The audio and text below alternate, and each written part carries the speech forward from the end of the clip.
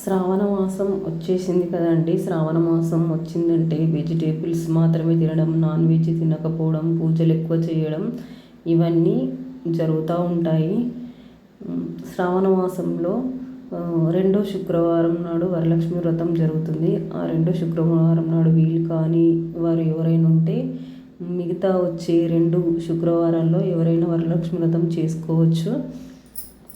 వరలక్ష్మి వ్రతం రోజు ముందుగా మనం ఇల్లును మొత్తం నీట్గా సర్దుకోవాలి. బయట ఆకిట్లో మంచిగా ముగ్గు వేసుకోవాలి. ఎందుకంటే లక్ష్మీదేవికి ఎంత మంచి ముగ్గు ఉంటే మన వాకిట్లో లక్ష్మీ దేవత మన ఇంట్లోకి వస్తుంది. అలాగే గడపకు పసుపు కుంకుమ వరిపిండితో మంచిగా ముగ్గులు వేసుకోవాలి. ముగ్గులు వేసుకున్న తర్వాత వరలక్ష్మి వ్రతం రోజు మనం అన్ని 5 రకాల ప్రసాదాలు లేక మనకు వీలైనన్ని ప్రసాదాలు చేసుకోవచ్చు. 5 రకాలు చేసుకోవాలన్నది ఏమీ లేదు. ఒక సీర ఉంటే అయినా చేసుకోవచ్చు.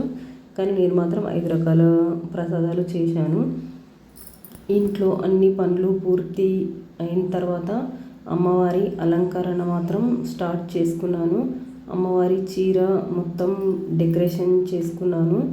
అమ్మవారి చీర మొత్తం కుచ్చులు అన్నీ మంచిగా వచ్చేలాగా సర్దుకొని మనం బట్టలకు పెట్టుకునే పిన్స్ అవన్నీ ఒక దగ్గర పెట్టుకొని అమ్మవారి చీరను మాత్రం రెడీ చేసుకున్నాను. చీర రెడీ అయిపోయిన తర్వాత ఒక స్టూల్ వేసి స్టూల్ పైన ఒక రాగి చెంబు పెట్టాను. రాగి చెంబు మీద ఒక జగ్గు లేకపోతే చెంబు అయినా పర్లేదు, చెంబు పెట్టుకున్నాను. చెంబు మీద ఒక కొంగు మనకు మంచిగా వచ్చేలాగా ఒక కోల కూడా కట్టుకున్నాను.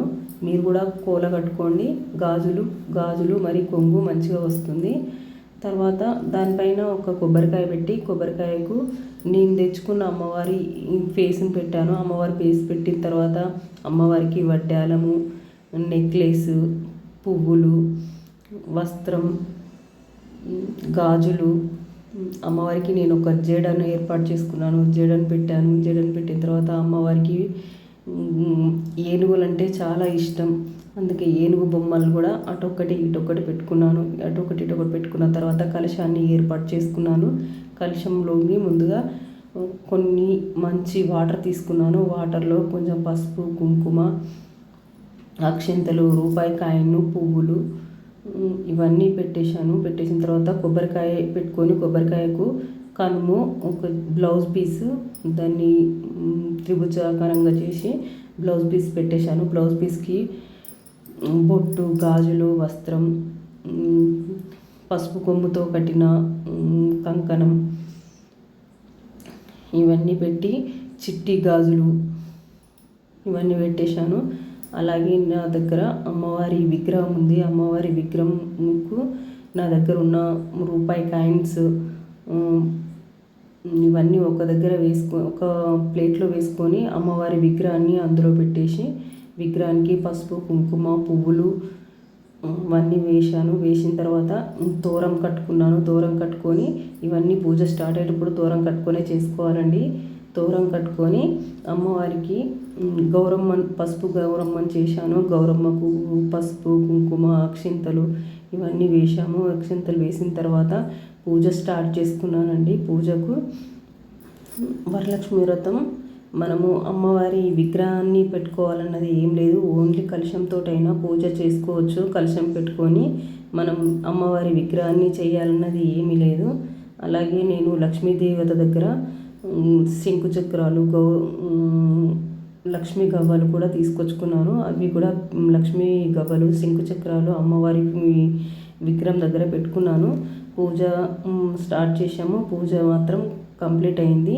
మంగళారతి ఇచ్చాము. మంగళారతి తర్వాత హారతి ఇచ్చాను.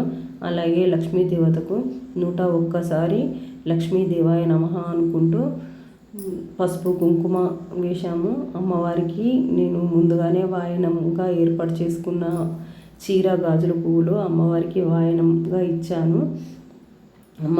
అలాగే మేము ప్రసాదాలు 5 రకాల ప్రసాదాలు చేశాను. అవి అన్నీ అమ్మవారి దగ్గర పెట్టేసుకున్నాను.